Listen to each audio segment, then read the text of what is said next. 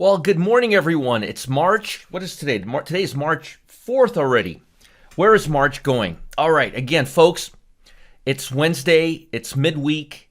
We've got a lot to talk about. Fed made a move yesterday. Not sure if it was the right decision, and I'll explain to you why. But first, let's talk about global markets. I've highlighted the major events for you so we can get through this without having to read the whole thing. Korea benchmark surged 2.2% after government announced a spending package to pay for medical supplies. This is very positive. Markets were not impressed by the G7 meeting yesterday. As a matter of fact, we saw what happened afterwards. It would have been really good if they waited for the market to actually be down 500 or 700 points before making a move, but we don't talk about that. Again, U.S. markets are down now 11%, setting a record 2-week low, and the virus continues to pose a major downside risk to Korea. China is working at 6% capacity right now. So China is done. The kitchen is closed. Now, Fed made an announcement yesterday. They lowered interest rates. It was expected to happen. If not yesterday, then a few weeks from now. It was inevitable, and it was unimpressive. But let me tell you the biggest reason why it was so unimpressive. And this is something I want you guys to think about, okay? Let's say the Fed lowers rates. Let's say it spurs up the economy. Let's say that it'll give economy a break. But let me ask you this question. What is lowering rates going to do to the factories in China that are closed because people are sick? Answer that question for me. How will lowering rates impact the damage that the coronavirus already did to foreign countries? Is it going to make people well? Is lowering rates a pill they can take and to make them go back to work? No. And that's why this is a very, very dangerous step that the Fed is taking. They're actually trying to resolve a problem by doing something that's indirectly.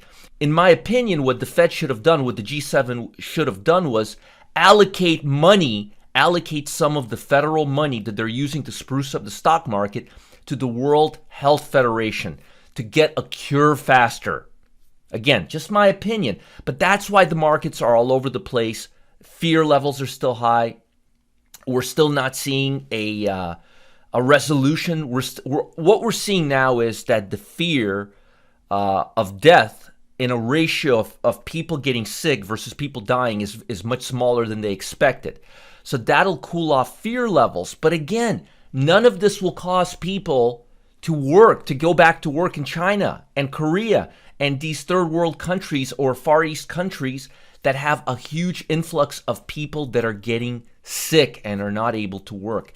And I think that's something the Fed mentioned. Jerome Powell mentioned it. He says, look, the ultimate solution for the virus challenge will come from health experts, not central banks. So there's a big limit to what the Fed can do.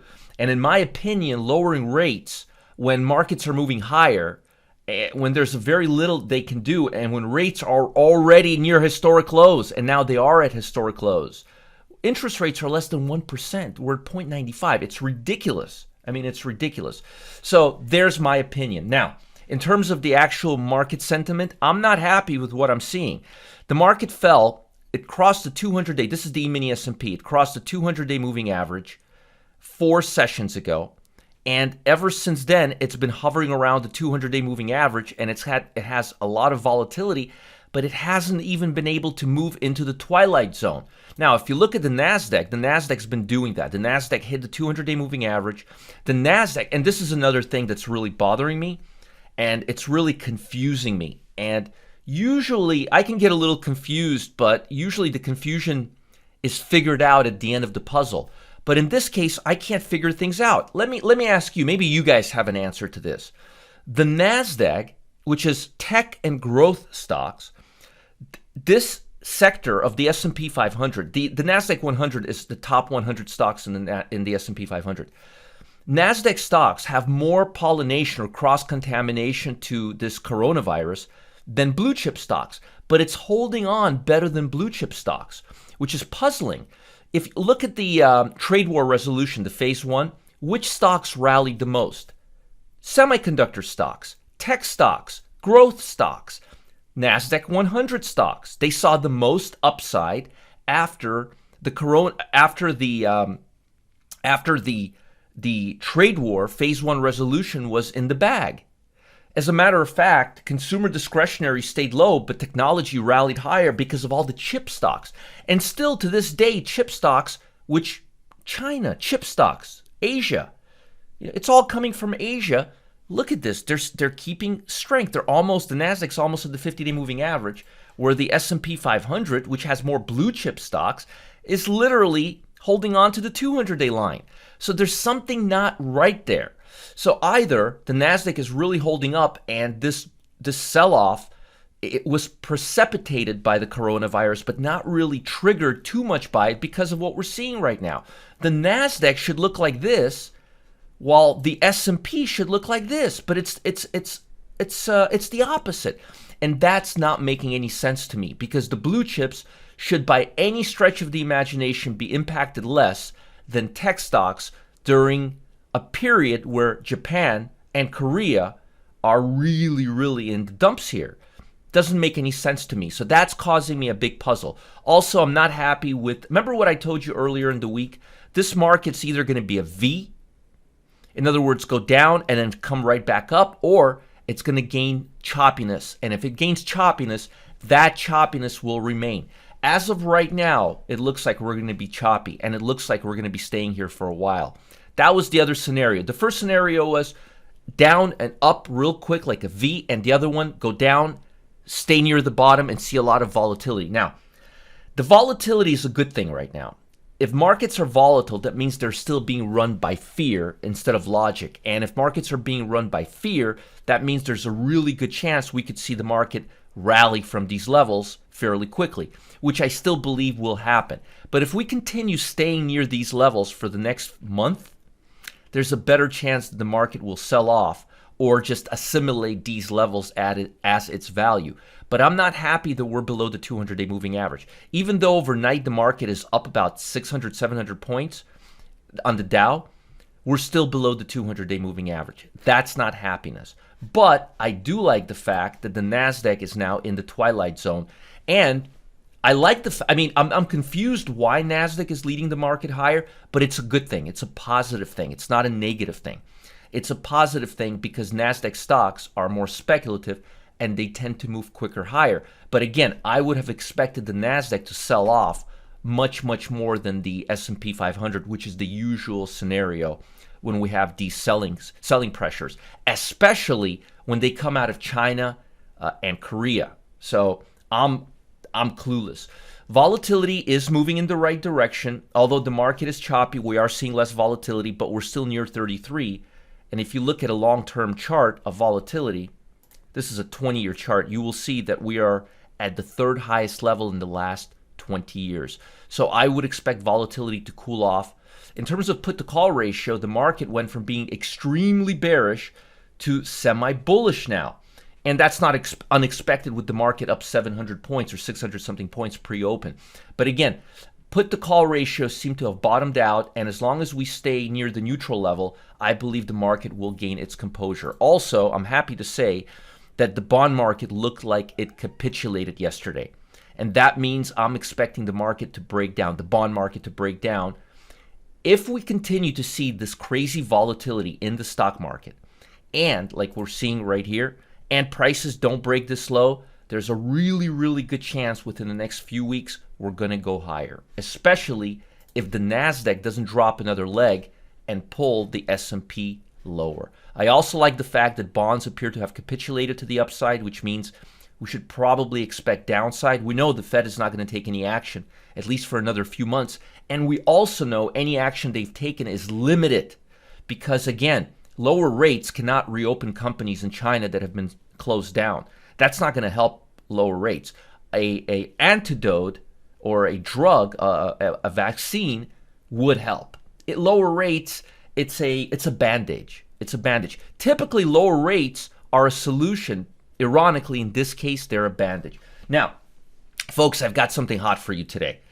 So again, expect a lot more volatility and a big question mark. Keep your eye out on the divergence between the NASDAQ staying above the 200-day moving average, the NASDAQ 100, which is the top 100 stocks in the S&P 500 while the S&P 500, while the blue chips actually cooling off. That makes no sense to me. Let me look at the semiconductor index. See if it looks like the NASDAQ. Let me look on a daily time period. Yeah, you see here? See, the semiconductors, which should be impacted the most, because guess where semiconductors are made? China, Korea. They're not being impacted. So why is industries that are being impacted severely by this coronavirus not selling off as much as blue chips are? Doesn't make any sense to me. Anyhow, volatility, folks. Volatility is here to stay, at least for a while longer. But things are not getting worse. They're not really getting better, but they're not getting worse. I will let you know when they're getting better. But again, I think a Fed made a huge mistake by lowering rates. I think keeping them at this level would have been better, and keeping them there till the NASDAQ broke the 200-day moving average. But again, they're not market timers. They're Fed. So, folks, I just made a new training available. This will help you. If you're struggling right now with this type of market, it will help you. It will help you gain a major edge. And it deals with assets, with stocks that are not correlated to these big stocks. As a matter of fact, the principle that this training is based on help propel guys like Bill Gates, Mark Zuckerberg, and others to the Forbes wealthiest list. I'm not kidding you. The same strategy that I'm going to teach you helped these guys get to where they are right now. It's no joke. It's no joke. These trainings can help you understand how these guys made huge money. Huge, unimaginably big money. All right? Follow the link below. The gains can be astronomical. You don't want to miss out on this. This is big, and again, it doesn't have as much correlation to these large cap stocks, which are really out of control right now, for lack of a better word. So again, new training. If you're struggling with the market, this will help you. It's based on the same principles that helped Bill Gates, Mark Zuckerberg, and many others, propelled them to the Forbes wealthiest list. This helped them make their money, and it can help you succeed. The gains can be astronomical. The training is astonishingly good, and it'll help you take your trading to the next level. If you want an unfair advantage, follow the link below. Folks, I've got your best interest in mind. Follow the link below. Get in on this training before it's too late. There's a chance that you may end up being the next Bill Gates. It's happened before, and it'll happen again. Just look at Elon Musk, right? It happens. Again, I'm nervous about this market. I think large caps right now are a little, as you could see, vulnerable. So again, this training will really help to keep you on the right side. Follow the link below. Don't delay. Do it now. Do not procrastinate. Get as much education under your belt in this type of market cycle.